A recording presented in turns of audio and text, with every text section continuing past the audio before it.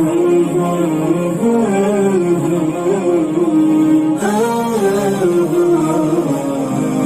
اللہ الرحمن الرحیم الحمد للہ وکفی وسلام علی عبادہ الذین اصطفی اما بعد فاعوذ باللہ من الشیطان الرجیم بسم اللہ الرحمن الرحیم لتبلون فی اموالکم وانفسکم ولتسمعن من الذین اوتوا الکتاب من قبلکم ومن الذین اشرکوا اذى کثیرا وَإِن تَصْبِرُوا وَتَتَّقُوا فَإِنَّ ذَلِكَ مِنْ عَزْمِ الْأُمُورِ صدق اللہ العظیم وصدق رسولہ النبی الکریم۔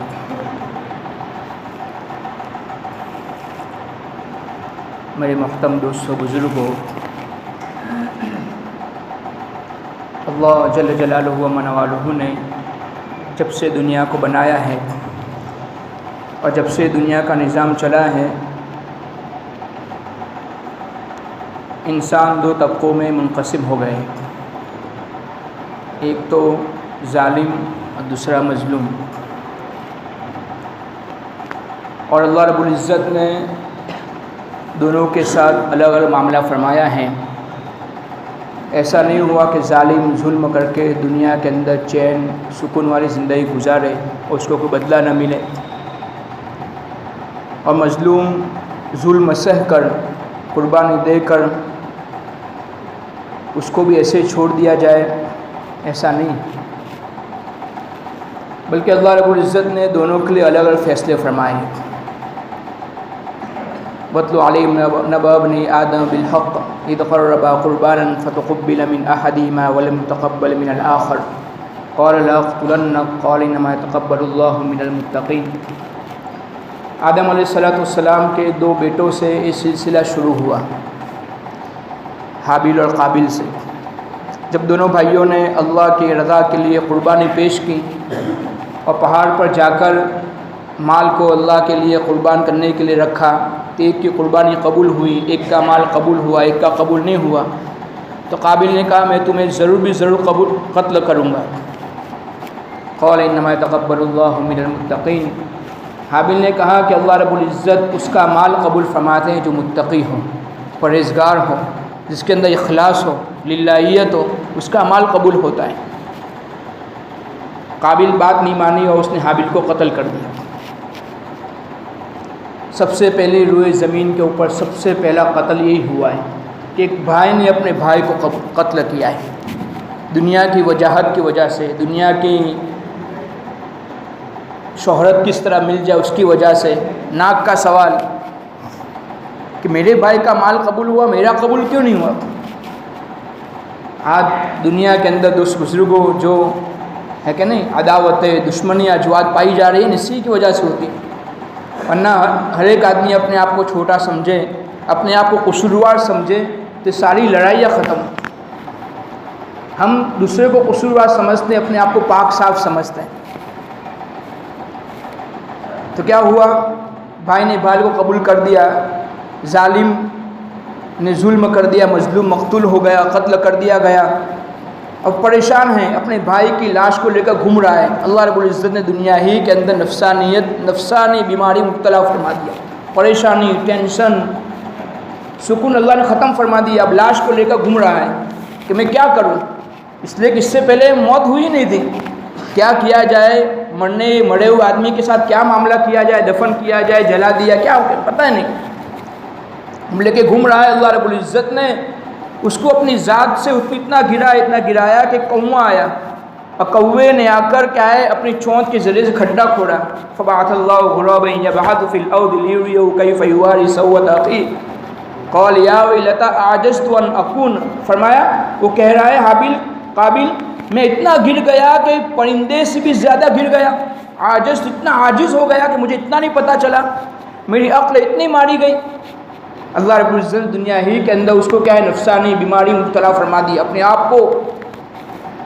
اس کے بعد فرعون آیا، اور فرعون نے آ کر دنیا کے اندر ظلم کا بازار گرم کیا، انا ربکم الاعلیٰ کا دعویٰ کیا کہ سب سے بڑا معبود میں ہوں، انبیاء کو قتل کیا، بچوں کو قتل کیا، بوڑھوں کو قتل کیا، عورتوں کو قتل کیا اپنی بڑائی کو سامنے رکھنے کے لیے، لیکن اللہ رب العزت نے اس کے ظلم کو بھی زیادہ نہیں چلایا اور اللہ رب العزت نے اس کو ختم فرمایا۔ اور دنیا کی عبرت، دنیا والوں کی عبرت کے لیے اللہ رب العزت نے اس کی لاش کو ابھی تک باقی رکھا ہے تاکہ دنیا والے بھی سمجھ لے کہ ظالم کا کیا حشر ہوتا ہے۔ قارون آیا اور قارون نے آ کر بھی دوست بزرگوں کو دنیا کے اندر ظلم کیا۔ ان قارون کان من قوم موسیٰ فبغى علیہم وآتیناہ من الکنوز ما ان مفاتحہ لتنوء بالعصبۃ القوة اذ قال قوم لا تفرح ان اللہ لا يحب الفرحین۔ اللہ نے مال دیا تھا لیکن کیا سمجھتا تھا کہ تو میری قوت سے مجھے ملا ہے، میری سمجھداری سے ملا ہے، مجھے اللہ نے دیا نہیں بلکہ میں اپنی قوت سے اس کو حاصل کیا ہے۔ لوگوں نے سمجھایا لیکن نہیں سمجھا۔ اللہ کی طرف سے اس پر بھی، اس ظالم پر بھی اللہ کی طرف سے عذاب آیا، اس کی پکڑ ہوئی۔ دنیا اللہ رب العزت نے اور بھی بہت سے واقعات دنیا کے اندر بیان فرمائے، قرآن کے اندر بیان فرمائے، اور دنیا والوں نے دیکھا ہے کہ کبھی بھی ظالم جو ظلم کرتا ہے دنیا کے اندر اللہ کے بندوں پر، اللہ رب العزت کبھی بھی اس کو دنیا کی سکون والی زندگی بھی عطا نہیں فرماتے، اور آخرت میں تو اس کے لیے دردناک عذاب ہے ہی۔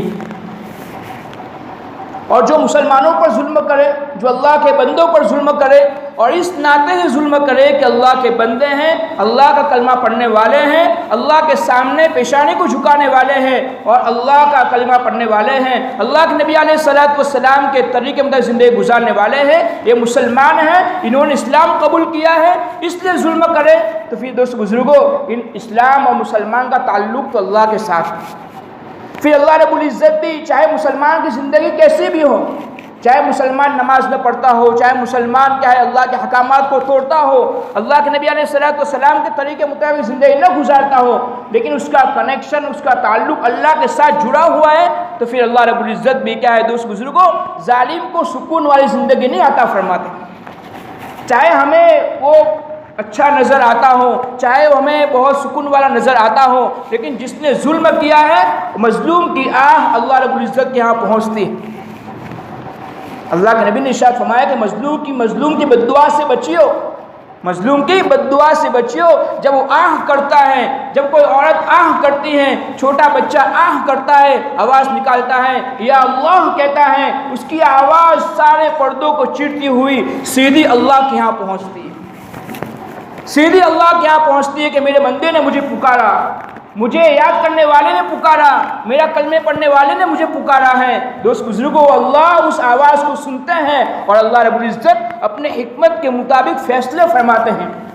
مسلمانوں کو مایوس ہونے کی ضرورت نہیں ہے دوست بزرگوں، مسلمانوں کو مایوس ہونے کی ضرورت نہیں ہے، یہ تو حالات اسی وجہ سے آتے ہیں کہ مسلمانوں نے اپنا تعلق اللہ سے توڑ دیا ہے، زندگیاں بدل چکی ہیں۔ اسی وجہ سے ابو ہریرہ رضی اللہ تعالیٰ عنہ بوڑھے وقت سے اور بری حکومت سے پناہ مانگتے تھے، روزانہ دعا کریں، دعا کیا کرے اللہ بری حکومت سے، بوڑھے لوگوں سے، بوڑھے وقت سے حفاظت فرما۔ پھر شاگرد نے پوچھا ابو ہریرہ رضی اللہ تعالیٰ عنہ بوڑھے وقت کی علامت کیا ہے؟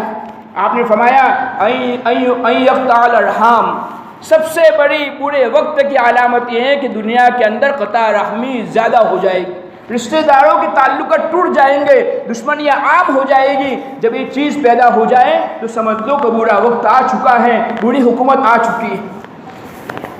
دوسری فرمایا ان یطاع المغوی، گمراہ لوگوں کی اطاعت کی جائے گی، نافرمانوں کی اطاعت کی جائے گی، ان کی باتوں کو مانا جائے گا۔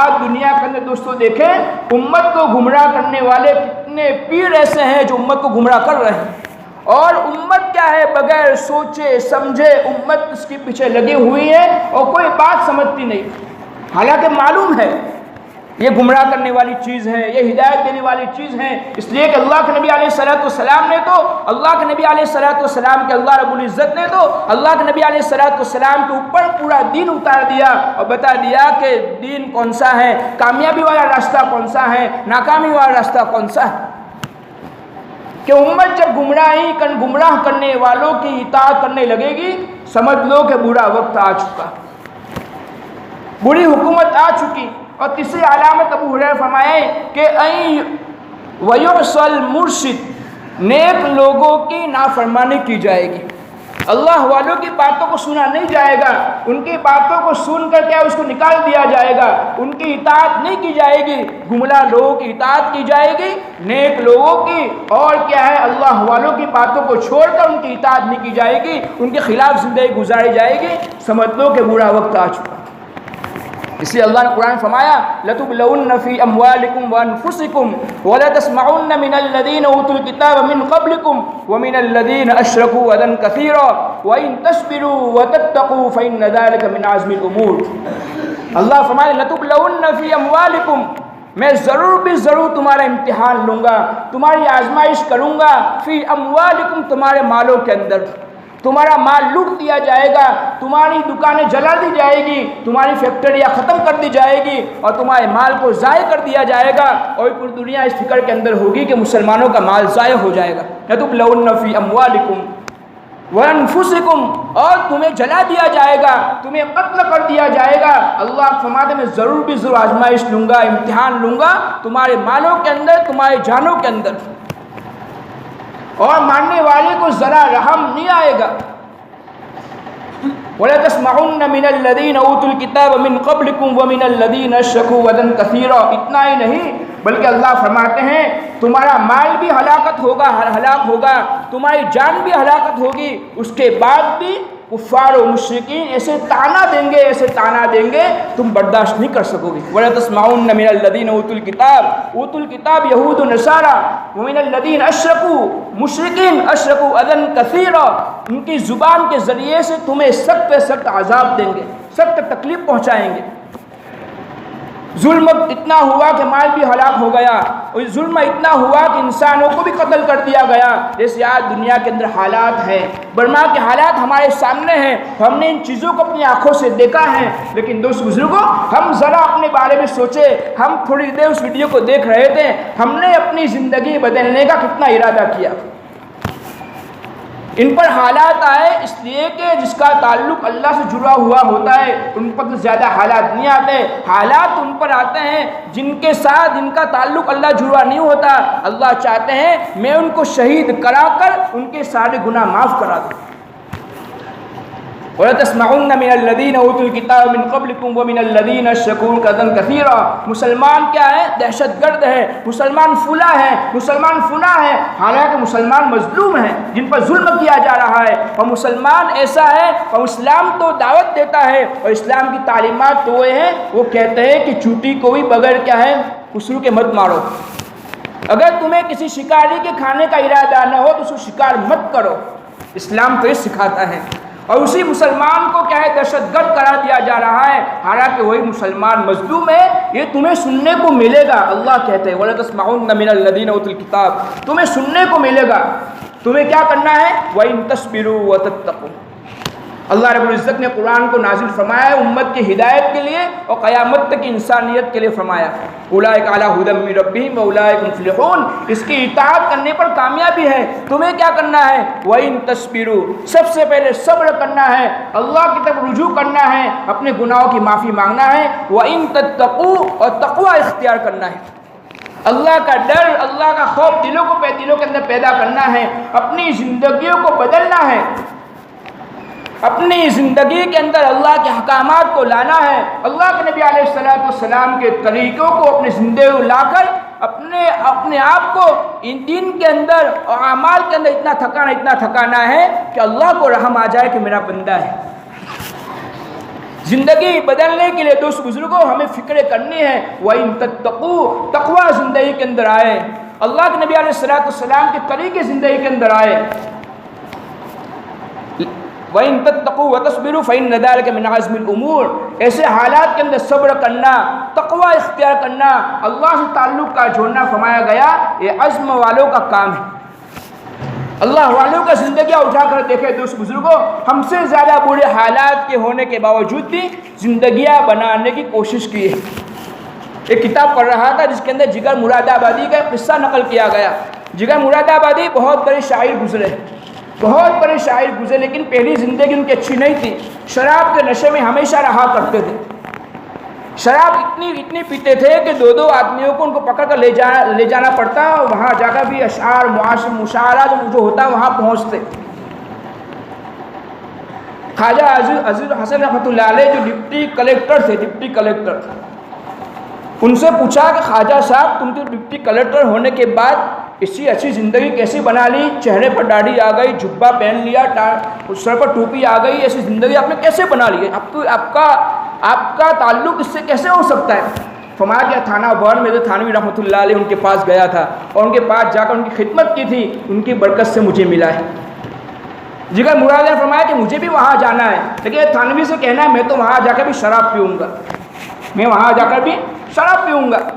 حضرت تھانوی سے بات پہنچے، تھانوی فرمایا، ہنسے اور فرمایا ٹھیک ہے اس کو لاؤ میرے پاس، میں اس کو خانقاہ میں نہیں رکھوں گا لیکن میں اپنے گھر کا مہمان بناؤں گا، اس لیے کہ میرے نبی نے کافروں کو مہمان بنایا ہے، یہ تو اللہ کا بندہ مسلمان ہے، گنہگار ہے، میں اس کو اپنے گھر کا مہمان بناؤں گا۔ جگر مراد وہاں پہنچے ہیں، وہاں پہنچنے کے بعد پھر حضرت تھانوی کی خدمت میں رہے۔ دوستو بتلانے کا مقصد یہ ہے کہ اللہ کے راستے میں نکل کر یا اللہ والوں کی صحبت میں رہ کر اپنی زندگی بنائے۔ دوست کب تک ایسی زندگی گزارتے رہیں گے؟ اور کیسے کیسے بری عادت والوں نے اللہ والوں کی صحبت میں رہ کر اپنے آپ کو اللہ والا بنایا ہے۔ وہاں رہے، خدمت میں رہ جاتے ہوئے حضرت تھانوی سے فرمایا کہ میں 4 دعائیں کرانا چاہتا ہوں۔ نمبر 1 کہ میری شراب چھوٹ جائے، نمبر 2 میں داڑھی رکھ لوں، تیسرے نمبر پر فرمایا کہ میں حج کر لوں، اور چوتھا ایک حضرت دعا فرمایا کہ میرا خاتمہ بالخیر ہو۔ حضرت تھانوی چاروں دعا فرمائی۔ جب گھر پر آئے شراب بالکل چھوڑ دی، اور شراب چھوڑنے کے بعد ارادہ کیا کبھی شراب نہیں پیوں گا۔ اتنے بیمار ہو گئے کہ ڈاکٹر نے کہا کہ جگر مراد آبادی آپ تو بہت بڑی امانت امت کے لیے، آپ کو تو تھوڑی تو شراب پینی پڑے گی ورنہ آپ کی جان نکل جائے گی۔ لیکن اللہ والوں کی تھوڑی صحبت کا یہ اثر ہوا، فرمایا کہ اگر میں شراب پیوں گا کتنے سال زندہ رہوں گا؟ کہا کہ 5 سال۔ فرمایا کہ اگر میری کل موت آ جاتی ہے اور کل موت اس حال میں آتی ہے کہ میں نے شراب چھوئی ہے تو میں اللہ کا فرمانبردار بندہ شمار ہوں گا اور میں جنت میں جاؤں گا۔ اگر 5 سال میں شراب پیتا رہا اور شراب کی حالت میں میری موت آئی ہے، میں اللہ کا نافرمان شمار ہوگا، میں اللہ کو کیا منہ دکھاؤں گا؟ ایک دعا قبول ہوئی، شراب چھوڑ دی۔ دوسری دعا کروائی تھی کہ حضرت دعا فرما دی میں حج کر لوں، داڑھی رکھ لوں۔ اللہ نے موقع دیا تو حج کا موقع ملا۔ دل میں خیال آیا کہ میں اللہ کے نبی کے دربار میں جا رہا ہوں، اگر اسی چہرے کے ساتھ میں گیا تو میں اللہ کے نبی کو کیا منہ دکھاؤں گا؟ اسی وقت کیا ہے داڑھی رکھ لی اور بمبئی پہنچے ہیں۔ بمبئی پہنچنے کے بعد جب اس وقت کا سفر بڑا لمبا ہوتا تھا، وہاں پہنچنے میں جب دیکھا ہے چہرے پر داڑھی ہے تو بہت عجیب و غریب شعر فرمایا۔ کیا شعر کہا؟ سنا ہے کہ دیکھے تماشا جگر کا، دیکھے تماشا جگر کا کہ وہ کافر مسلمان ہو گیا۔ چہرے پر داڑھی کو دیکھ کر اتنے خوش ہے، فرمایا ایک کافر تھا، کافر کا مطلب اللہ کا نافرمان تھا، اللہ کے نبی کی سنت کو چھوڑنے والا تھا، لیکن آج وہ کافر مسلمان ہو گیا۔ حج بھی فرمائی اور حج کے بعد صحیح زندگی گزاری۔ اللہ والوں کی صحبت، دوست بزرگوں، ایسے لوگوں نے اللہ والوں کی صحبت، اللہ کے راستے میں نکل کر اپنی زندگیاں بنائی اور بدلی ہیں کہ اللہ کو بھی رحم آ گیا۔ اس لیے دوست بزرگوں ایسے ماحول کے اندر، ایسے حالات کے اندر ہمیں بھی دوست بزرگ فکر کرنی ہے، اپنے آپ کو بنانا ہے اور اپنے آپ کا تعلق اللہ سے جوڑنا ہے، دلوں کی صفائی کرنی ہے اور دعاؤں کے ذریعے سے اللہ سے تعلق کو جوڑنا ہے۔ اور کیا ہے دوست بزرگوں، اپنے آپ کا ظاہر اور باطن مکمل شریعت کے پابند اور شریعت کا پابند بنانا ہے، تب جا کر دوست بزرگ اللہ کو رحم آئے گا اور پھر اللہ رب العزت کیا فیصلے فرمائیں گے۔ ورنہ فرمائے اعمالکم امالکم، تمہارے اعمال تمہارے حکمران ہیں، جیسے تمہارے اعمال ہوں گے ایسے آسمان پر اعمال جائیں گے، ایسے اللہ کے فیصلے اتریں گے۔ اس لیے دوست بزرگوں ہمیں اپنے اعمال کو اچھے اوپر لے جانا ہے تاکہ اللہ کے فیصلے بھی صحیح آئے۔ اللہ ہم سب کو عمل کرنے کی توفیق عطا فرمائے۔ وما علینا الا البلاغ۔